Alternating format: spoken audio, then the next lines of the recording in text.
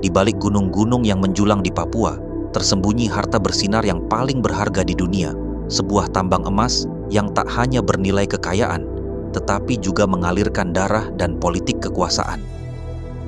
Selama lebih dari setengah abad, tambang emas ini telah dikuasai dan dieksploitasi oleh Freeport, sebuah perusahaan Amerika Serikat yang menyimpan jejak intrik yang mendalam. Sejarahnya dilumuri oleh campur tangan oleh CIA, konspirasi kekuasaan, dan ambisi besar Amerika Serikat untuk meraih keuntungan tanpa batas. Demi tambang yang sangat berharga ini, John F. Kennedy, Presiden Amerika Serikat kala itu, dikabarkan meregang nyawa, dan pemerintahan Soekarno di Indonesia dibuat carut-marut dalam kekacauan politik yang diatur sedemikian rupa. Papua, dengan kekayaan yang tak ternilai, menjadi panggung di mana Amerika Serikat menggunakan segala cara yang licik, tak peduli nyawa atau nasib bangsa, demi mengeruk emas di perut bumi di tanah Indonesia. Secara historis, tambang emas di Papua pertama kali ditemukan oleh 3 geolog asal Belanda, yaitu Jean-Jacques Dozy, Anton Colijn, dan Frans Wissel. Ketiganya bekerja untuk Netherlands New Guinea Petroleum Company, sebuah perusahaan minyak yang berbasis di Babo, Papua Barat. Dalam ekspedisi mereka pada tahun 1936, ketiga geolog ini justru menemukan apa yang kemudian dikenal sebagai Gunung Emas, sebuah temuan yang menjadi dasar pengembangan tambang emas dan tembaga terbesar di dunia. Kemudian, salah satu dari 3 geolog tersebut, yaitu Jean-Jacques Dozy, menuangkan temuannya dalam sebuah laporan yang disimpan dengan cermat di salah satu perpustakaan di Belanda. Akan tetapi, karena situasi politik yang tidak stabil pada saat itu, laporan penting tentang gunung emas di Papua tersebut tetap dirahasiakan.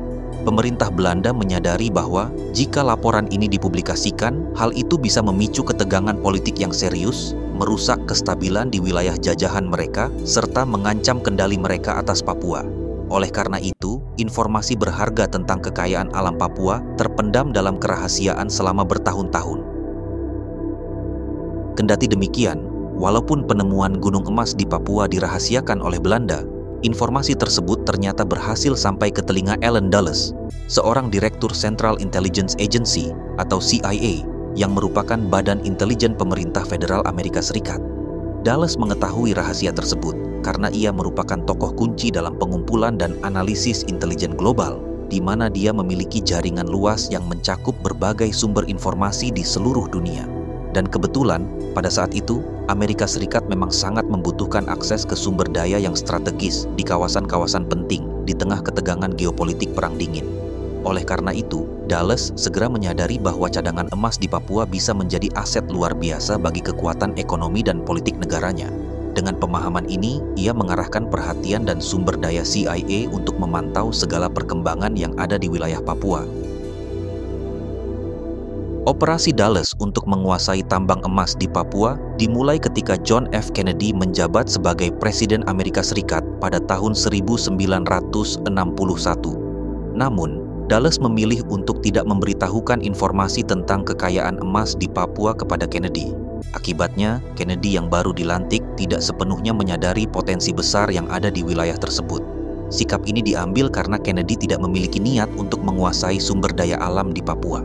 Sebaliknya, dia justru memiliki rencana untuk bekerja sama dengan Presiden Soekarno demi menyelesaikan konflik Papua Barat sebagai upaya untuk memperkuat posisi Indonesia sebagai negara non-blok. Upaya ini juga diharapkan dapat mengakhiri ketegangan antara Indonesia dan Malaysia yang sedang berlangsung kala itu. Namun, hubungan dekat antara Kennedy dan Soekarno tidak disukai oleh Allen Dulles yang melihat kerjasama ini sebagai ancaman terhadap kepentingan ekonomi Amerika Serikat, terutama terkait sumber daya alam di Papua. Oleh karena itu, Dulles kemudian merancang serangkaian strategi untuk menggagalkan rencana Kennedy, dan salah satu caranya adalah menghalangi pemberian bantuan ekonomi kepada Indonesia. Lebih jauh lagi, Dulles diyakini turut merencanakan langkah-langkah ekstrim, termasuk menghilangkan nyawa Kennedy, dengan tujuan melemahkan posisi Soekarno dan memastikan kontrol Amerika Serikat atas potensi besar sumber daya alam di Papua. Pada tahun 1963, Kennedy menerima undangan dari Bung Karno untuk datang ke Indonesia pada tahun berikutnya, di mana salah satu agenda yang akan dibahas adalah program ekonomi untuk membantu rakyat Papua. Sayangnya, rencana tersebut tidak pernah terwujud. karena Kennedy kehilangan nyawanya dalam peristiwa tragis pada tanggal 22 November tahun 1963 ketika ia dihabisi nyawanya di Dallas, Texas. Setelah kematian Kennedy, Allen Dulles segera menyusun strategi untuk menyingkirkan Soekarno dari kursi kepresidenan. Dulles dengan cerdik merancang berbagai skenario untuk membuat pemerintahan Soekarno semakin tidak stabil. Di bawah kepemimpinan Dulles, CIA secara aktif menciptakan berbagai krisis politik yang mengganggu pemerintahan Soekarno, sehingga Soekarno kesulitan mengkonsolidasikan kekuasaan dan mengelola ekonomi negara. Dulles berpikir bahwa Soekarno harus disingkirkan, karena selama Soekarno berkuasa, rencana Dulles untuk menguasai tambang emas di Papua akan terhalang. Sebagai seorang nasionalis yang keras, Soekarno menolak tunduk pada pengaruh imperialisme baru Amerika Serikat, termasuk dalam hal sumber daya alam strategis Indonesia. Oleh karena itu, Dulles sadar jika Soekarno tetap menjadi presiden Indonesia, rencananya untuk menguasai tambang emas di Papua akan mengalami kegagalan. Dan benar saja, hanya 2 tahun setelah kematian Kennedy, terjadi peristiwa G30 SPKI pada tahun 1965 yang menjadi titik awal kejatuhan Soekarno. Selain itu, terdapat huru-hara di sejumlah daerah pasca peralihan kekuasaan dari Soekarno ke Soeharto, sehingga membuat situasi ekonomi tidak stabil. Salah satu ketidakstabilan itu adalah inflasi yang sangat tinggi, mencapai antara 600 hingga 700%, yang ditandai dengan meroketnya harga kebutuhan pangan, sehingga otomatis pembangunan infrastruktur terhenti dan mandek saat itu. Dengan keadaan Indonesia yang sedemikian kacau, Dulles dan pihak-pihak yang berkepentingan di Amerika Serikat mendapatkan jalan terbuka untuk mulai mengeksekusi rencana eksploitasi tambang emas dan tembaga di Papua tanpa perlawanan berarti. Pada tahun 1967, setahun setelah Soeharto mengambil alih kekuasaan di Indonesia, ia bergerak cepat melakukan stabilisasi ekonomi, termasuk membuka keran investasi bagi Freeport-McMoran. Penandatanganan kontrak kerja dengan pemerintah Indonesia untuk penambangan tembaga di Papua Barat tersebut dilakukan di Departemen Pertambangan Indonesia. Ketika itu, pemerintah Indonesia diwakili oleh Menteri Pertambangan Slamet Bratanata, sementara Freeport diwakili oleh Robert C. Hills dan Forbes K. Wilson. Penandatanganan ini juga disaksikan pula oleh Duta Besar Amerika Serikat untuk Indonesia, yaitu Marshall Green.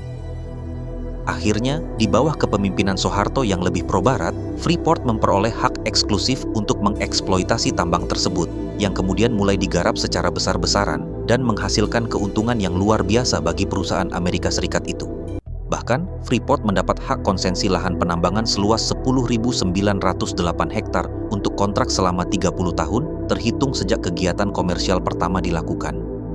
Dalam kontrak karya pertama disepakati bahwa untuk royalti tembaga, jika harga tembaga kurang dari $0,9 per pound, maka royalti yang didapatkan pemerintah Indonesia hanya 1,5% dari harga jual tersebut.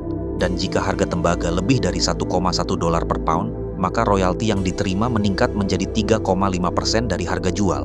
Sedangkan, untuk penambangan emas dan perak, pemerintah Indonesia mendapat royalti yang kecil, yaitu 1% dari harga jual emas dan perak yang ditambang. Kesepakatan royalti ini sebenarnya cukup rendah jika dibandingkan dengan standar internasional, dan ini bisa dianggap kurang menguntungkan bagi Indonesia. Negara-negara lain dengan sumber daya mineral yang serupa seringkali menetapkan royalti yang lebih tinggi, bahkan bisa mencapai 10% atau lebih. Dengan royalti yang rendah, Indonesia tidak memperoleh bagian yang sepadan dari hasil eksploitasi sumber daya alamnya. Menjelang berakhirnya kontrak ini, penemuan yang lebih spektakuler terjadi pada tahun 1988 ketika Freeport menemukan tambang Grasberg yang terletak tidak jauh dari Ertsberg. Grasberg ternyata jauh lebih kaya, mengandung cadangan emas dan tembaga yang jauh lebih melimpah, sehingga menjadikannya sebagai tambang emas terbesar di dunia dan tambang tembaga terbesar ketiga di dunia. Sehingga pada tahun 1991, pemerintah Indonesia kemudian mengizinkan Freeport untuk terus menambang di Papua untuk jangka waktu hingga 30 tahun ke depan atau hingga tahun 2021 dengan hak perpanjangan izin 2 kali dengan masing-masing perpanjangan selama 10 tahun. Ini artinya jika Freeport menggunakan hak perpanjangan tersebut, penambangan bisa berlanjut hingga maksimal tahun 2041. Dengan demikian, pada dasarnya, penambangan Freeport di Grasberg diberikan kesempatan untuk terus beroperasi di Papua selama 50 tahun. Pada tahun-tahun berikutnya, kekayaan mineral dari tambang Grasberg membawa keuntungan luar biasa bagi Freeport-McMoRan dan pemegang sahamnya di luar negeri, sementara kontribusi untuk Indonesia tetap minim. Meski tambang tersebut berada di tanah Papua, masyarakat setempat seringkali tidak mendapatkan manfaat signifikan dari eksploitasi ini. Sebaliknya, mereka harus menghadapi berbagai masalah lingkungan, sosial, dan ekonomi akibat operasi tambang skala besar. Memasuki abad ke-21, perdebatan mengenai kepemilikan dan pengelolaan tambang Grasberg semakin mencuat. Pada tahun 2018, setelah melalui negosiasi panjang, pemerintah Indonesia melalui PT Inalum berhasil memperoleh mayoritas saham pada tambang Grasberg. Langkah ini menjadi simbol kedaulatan ekonomi bagi Indonesia yang menandai akhir dari sejarah panjang dominasi asing atas kekayaan sumber daya alam Papua. Hanya saja, dampak dari eksploitasi yang dilakukan selama puluhan tahun tetap meninggalkan jejak yang signifikan, baik dalam bentuk kerusakan lingkungan maupun ketidakadilan sosial bagi masyarakat Papua. Masyarakat Papua yang seharusnya menjadi penerima manfaat dari kekayaan alam ini seringkali tidak merasakan dampak positif dari eksploitasi tersebut. Data menunjukkan bahwa sekitar 30% penduduk Papua hidup di bawah garis kemiskinan, meskipun wilayah ini kaya akan sumber daya alam. Selain itu, walaupun mayoritas saham Freeport kini dimiliki oleh Indonesia melalui PT Inalum, kenyataan ini tetap menghadirkan ironi yang mendalam. Bagaimana mungkin perusahaan asing yang selama puluhan tahun mengeruk kekayaan sumber daya alam Indonesia, terutama tambang emas dan tembaga di Papua, kini harus dibeli kembali oleh bangsa Indonesia sendiri? Seolah-olah Indonesia harus membayar untuk memiliki sesuatu yang sejak awal merupakan miliknya sendiri. Saat ini, Freeport menghadapi perubahan signifikan dalam operasi pertambangannya. Salah satu gambarannya bahwa Grasberg, yang dulunya merupakan salah satu tambang terbuka terbesar di dunia, kini memasuki tahap akhir eksplorasi. Freeport fokus pada tambang bawah tanah dengan metode block caving, yang memungkinkan mereka mengakses sumber daya mineral yang terletak di bawah permukaan tanah.